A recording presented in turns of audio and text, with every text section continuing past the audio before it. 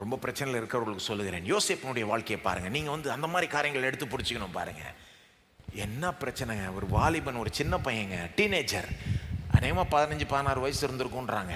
அந்த வயசில் அவருடைய சொந்த சகோதரர்கள் அவருக்கு விரோதமாக துரோகம் பண்ணி அவரை முதல்ல கொலை செய்யணும்னு நினச்சி திட்டம் போட்டு, அப்புறம் சரி கொலை செய்ய வேண்டாம், அவரை அடிமையாக வித்துடலாம், ஒரு வேறு தேசத்துக்கு அவரை அடிமையாக, வேறு தேசத்தாருக்கு அடிமையாக வித்துடலான்ட்டு ஒரு 15-16 வயசு பையனை, 17 வயசு மேபி இருந்திருக்கலாம், அப்படிப்பட்ட சின்ன பையனை சொந்த குடும்பம், சொந்த சகோதரர்கள் அடிமையாக விற்று அனுப்பி விட்டாங்க. எப்படி இருந்திருக்கும் அந்த பையனுக்கு? அவன் போகிறான், வேறு தேசத்துக்கு போகிறான், அடிமையாக போகிறான், ஒரு வீட்டில் போய் வேலைக்கு சேர்றான். ஆர்மி ஆஃபீஸர் வீடு, போத்திபார்னு ஆள், அந்த ஆளுடைய வீடு. ஆச்சரியம் என்னன்னா, அவன் அங்கே அந்த வீட்டுக்கு அடிமையாக போன பிறகு தான் ஆதியாகமம்ல சொல்லப்படுது, 39ஆம் அதிகாரத்தில் 2ஆம் வசனத்தில், கர்த்தர் யோசேப்போட இருந்தார். அதுக்கு முன்னால் பெருசாக சொல்ல, கர்த்தர் யோசேப்போட இருந்தார், எப்பவுமே இருந்தார், ஆனால் பெருசாக சொல்ல. ஆனால் அவன் என்னைக்கு ஒன்றும் இல்லாமல் போய் அடிமையாக அங்கே போய் இருக்கிறானோ, யாரும் அவனுக்கு இல்லையோ, சொல்லுது கர்த்தர் யோசேப்போடே இருந்தார். அவன் காரிய சித்தி உள்ளவனானான். அவன் எகிப்தியான தன் எஜமானுடைய வீட்டில் இருந்தான்.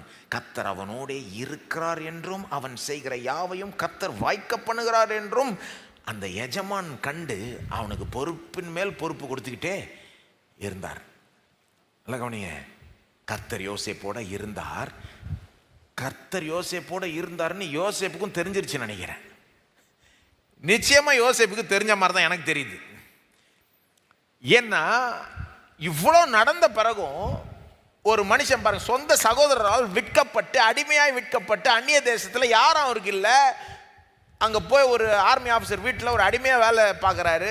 எப்படி வேலை பார்க்குறாரு? ஒவ்வொரு நாளும் எந்திரிச்சு உண்மையாக வேலை செய்கிறாரு, தெம்பாக வேலை செய்கிறாரு, உற்சாகமாக வேலை செய்கிறாரு, கொடுத்த பொறுப்பு எல்லாத்தையும் முடிக்கிறாரு, சூப்பராக பண்ணுறாருங்க. இப்படி ஒரு ஆள் பண்ணணுன்னா அவனுக்கு ஒரு நம்பிக்கை வேணும். நம்பிக்கை இல்லாத ஆட்களை பாருங்கள், வேலைக்கு போகிறதே லேட்டாக இருக்கும், கொடுக்குற பொறுப்பையும் செய்ய மாட்டாங்க.